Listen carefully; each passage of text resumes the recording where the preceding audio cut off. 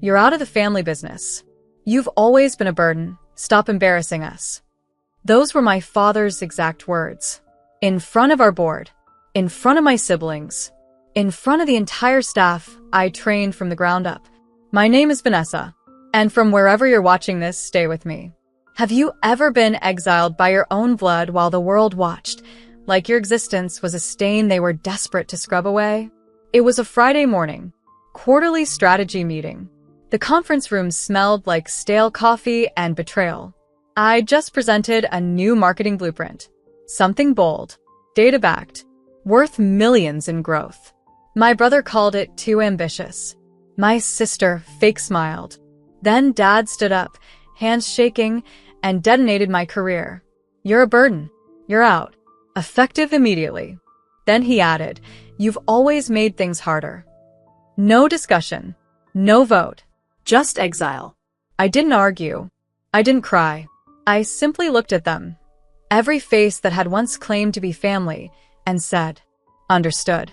Then I stood up, gathered my notes, and walked out barefoot dignity in 6-inch heels. They expected silence. They expected shame. But what they didn't expect was what came next. Because while they laughed in that glass tower, they forgot who designed the foundation. They forgot who created the customer systems, who handled the legal filings, who held the passwords, the partnerships, the trust.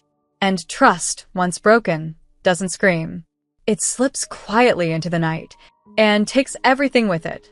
48 hours later, they had 56 missed calls on their phones. Not from me. From vendors. From investors. From regulators. And that was just the beginning. Because when you burn the only bridge that ever kept you afloat, you'd better learn how to swim. And my family? They never learned. They thought I walked away empty-handed. They had no idea I took the floor beneath them. By Sunday night, the silence turned to panic. Emails bouncing back. Partnership contracts suddenly flagged. Distribution pipeline stalled. Because here's the thing. While they flaunted titles and played family politics, I built the operations. I was the system. Every client relationship, mine. Every licensing renewal, managed by me. Every automation script, vendor list, supply chain node, all routed through the back-end portal I created 6 years ago.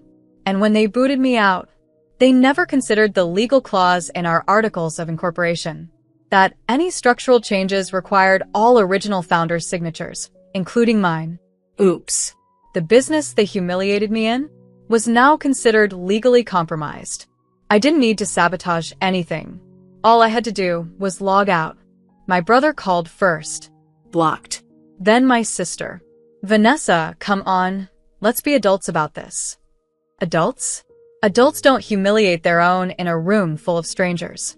Adults don't erase your decade of sacrifice and call it business. I said nothing, but my silence echoed. That Monday morning, I met with the CFO quietly.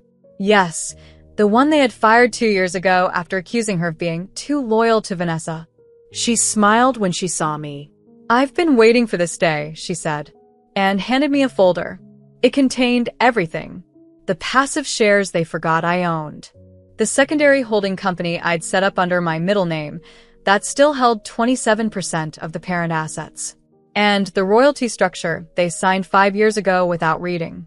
The one that meant, if I walked, they owed me a cut of every transaction. Even now, especially now, I didn't need revenge. I had structure. And structure doesn't beg for respect. It demands it through silence, through paper, through balance sheets. By Tuesday morning, my dad called. No yelling this time. Just a shaky voice and a question. What exactly did you do? I didn't answer. Because I didn't do anything. They did. When they decided I was disposable.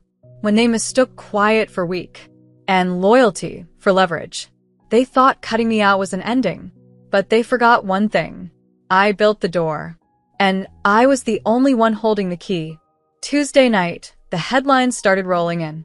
Not front-page news yet, but whispers in the business columns on finance blogs, industry Slack threads. Family-owned empire faces legal hurdles after sudden executive ouster. Operational freeze reported amid internal shakeup at Lennox Group. The irony?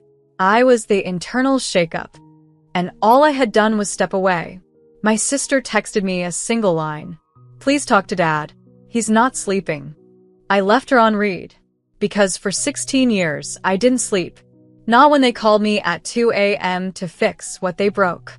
Not when I stayed up perfecting proposals they pitched as their own. Not when I signed contracts under pressure just to keep the family name clean.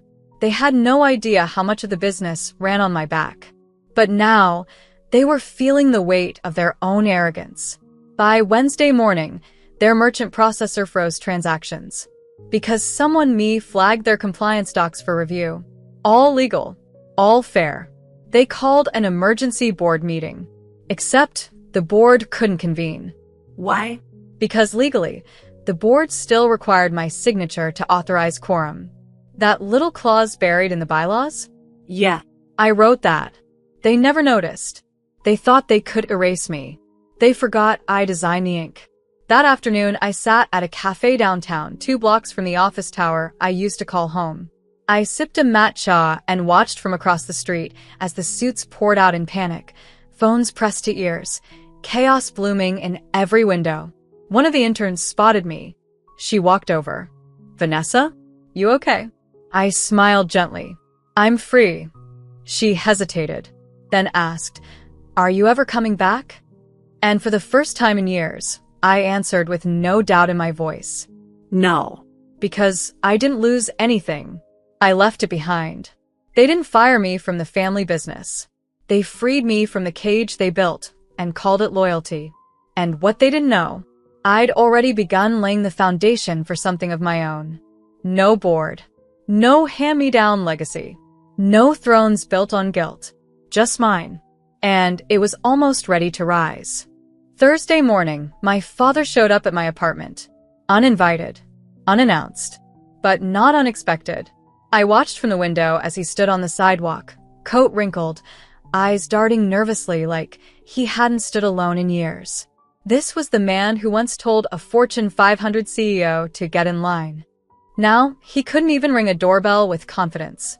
I didn't let him in. I stepped outside, closing the door behind me like I'd done that day in the boardroom.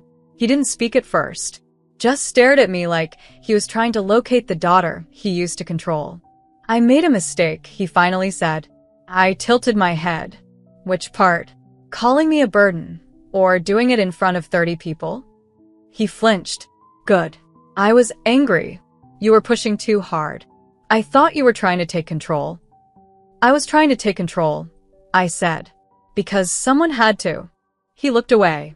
"What do you want, Dad?" He swallowed hard. "We need you back. The investors are restless. Our distributors are threatening to pull. And," he hesitated, "your siblings are in over their heads." I folded my arms. And he straightened like he still had authority, like a man who forgot the crown had already fallen. "We can bring you back in. Make things right. Give you a title. Senior VP. I laughed. Right in his face. "Dad, I built the engine. I don't need a title to prove it. And I don't want back in." "But this is your legacy." No. "This is your legacy. The one that used me like duct tape for a leaking empire." His face collapsed, like he finally saw the wreckage he'd made of me. But it was too late, because I had already rebuilt. "You can have your legacy, Dad," I said quietly, "but you'll have to run it without me." Then I walked away. And for the first time in his life, he didn't call me back. Because even he could feel it. That door wasn't just closed. It had been welded shut. And I was no longer on the other side. By Friday, word had spread far beyond our circle. Colleagues. Clients. Competitors. Everyone in our industry now knew. Vanessa Lennox was no longer part of Lennox Group. And Lennox Group was unraveling. Their empire was built on my invisible labor. Now that I was gone, the invisible had become essential. Vendor delays turned into contract breaches. One of our biggest international clients, the Tokyo firm I'd personally secured, pulled out entirely. I didn't call them. I didn't have to. They emailed me directly. "We trusted you." The rest of them never responded after the deal closed. Please let us know where you're going next. That last sentence said everything. Because while they were worried about fixing the house they set on fire, I was already laying bricks on new land. By then, I had partners, investors, my own legal team, And a name. Vale and North. My own venture, lean, elegant, and deliberately mine. I didn't just start a new business. I started clean. No nepotism. No inherited rot. No family ties wrapped in guilt. Just me and a hand-picked team that believed in building something better. Meanwhile, my father's calls grew more desperate. One voicemail. We can renegotiate the terms. Another. I'll name you co-CEO. Then finally, please, this can't end like this. But it had already ended. The moment he decided public humiliation was more important than private accountability. The moment they all looked away while I was pushed off the ladder I built. And now, The foundation they stood on was cracking. Not because I broke it, but because I stopped holding it up. That Friday night, I sat in a quiet corner of a rooftop bar, watching the skyline. Laptop open. Final logo design uploaded. Vale and North, built to rise. I took a breath, then clicked publish. My company was live. My story, no longer theirs to rewrite. I didn't need revenge. I had evolution. And evolution doesn't knock. It opens its own door and builds a house you can never be locked out of again. Saturday morning, I woke up to chaos. Not mine, theirs. My inbox was flooded. Investors from the old firm demanding answers. Legal teams CCing me on panic-fueled threads. Even former staff reaching out, asking if they could come with me. And in the middle of it all, an email from our biggest stateside supplier. Subject: termination of Lennox Group contract. We're moving forward with Vale and North. I didn't poach. I didn't beg. I simply built something worthy, and people moved toward it. Meanwhile, the house I left behind was caving in. My sister texted, "You're destroying us." I stared at the message, then whispered the truth aloud. "No, you destroyed yourselves. I just stopped pretending you hadn't.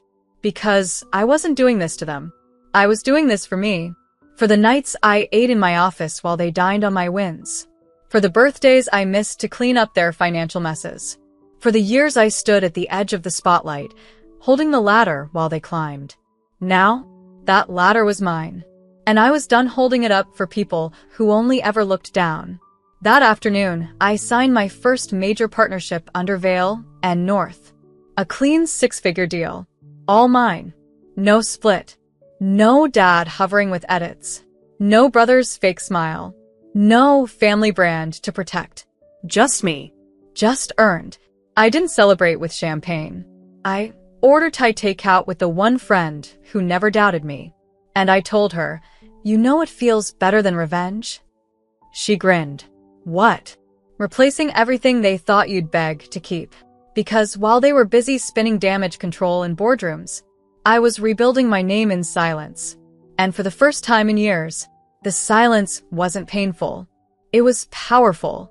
A kind of peace you only earn when you stop asking to be included and start carving out space where you never need permission to exist." Sunday evening, my father sent a letter. Not an email. Not a text. A printed letter, on Lennox Group stationery, no less. Like formality could undo what arrogance had broken. It was 5 paragraphs of stiff regret, hidden behind legal language and empty phrases. "We acknowledge your contributions. We regret the tone of the previous exchange. We would like to find a mutually beneficial resolution." There it was, mutually beneficial. The same phrase he'd used when cutting me out, as if betrayal were a business strategy. I folded the letter once, then dropped it in the trash. Because by now, I understood something they never did. Apologies made under pressure aren't apologies. They're negotiations. And I wasn't interested in negotiating my worth anymore. That night, I got a text from Aunt Evelyn, the only one in the family who ever looked me in the eye and said, "You deserve more than they give you." Her message said, "I saw the news. I'm proud of you. They needed you more than they ever admitted." And for the first time in years, I let myself cry.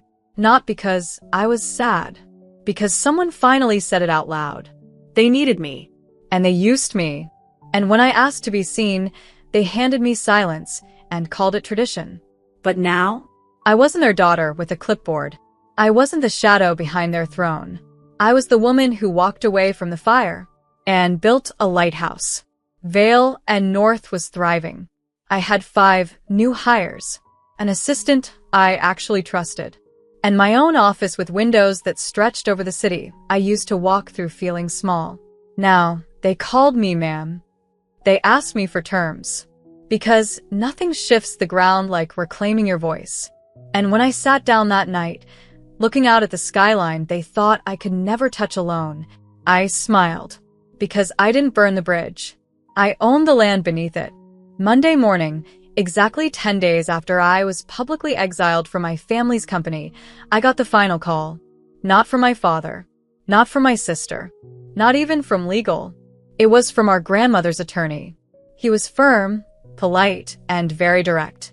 Miss Lennox, per the late Mrs. Lennox's will, I wanted to inform you that the private family trust has shifted control to you, effective immediately. I froze. What? She believed you were the only one with the strength and vision to preserve the legacy. She left a letter. I'll send it today. That afternoon, I held my grandmother's handwritten words in shaking hands. I saw what they did. Every year, every meeting, every cut they made into you, and called it family. You never needed their permission, Vanessa. Only your own. I don't remember crying. I remember breathing, like it was the first full breath I'd taken in years. They thought they'd throw me out, but they were never the gatekeepers. They were just the noise. I was the one holding the ground. 2 days later, headlines followed. Lennox heiress launches rival firm, gains control of private trust. Family feud sparks new era. Vale and North declared a market disruptor. I didn't respond to press requests. Didn't post a single quote. I didn't need to explain myself anymore. Because the boardroom they kicked me out of now watched my growth from behind glass. Because the father who said I was a burden now held meetings in silence, hoping no one asked about me. And because the company they thought couldn't function without me, They were right. it couldn't. And it didn't. And it won't again. Not without the woman who built it blindfolded and barefoot, who kept the walls up while they painted their names across them. I never shouted. I never threatened. I simply walked away, and everything they thought they controlled followed me. That's not revenge. That's truth finding its voice. And when it speaks, it doesn't ask for justice. It becomes it.